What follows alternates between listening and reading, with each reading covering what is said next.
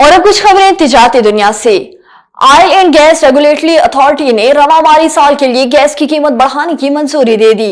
ओगरा की जानिब से जारी एलामिया के मुताबिक सुई नादरन के लिए गैस की कीमत में 8.71%, जबकि सुई सरदरन के लिए गैस की कीमत में 25.78% इजाफे की मंजूरी दे दी।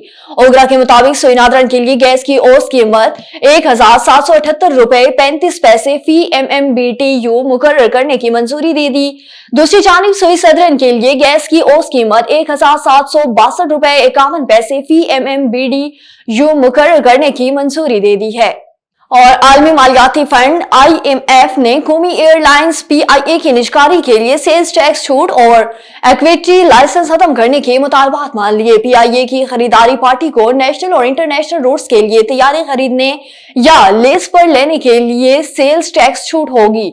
सेल्स टैक्स छूट मिलने और नुकसान खत्म होने से बंडिंग 250 अरब रुपए से लेकर 350 अरब रुपए तक जा सकती है।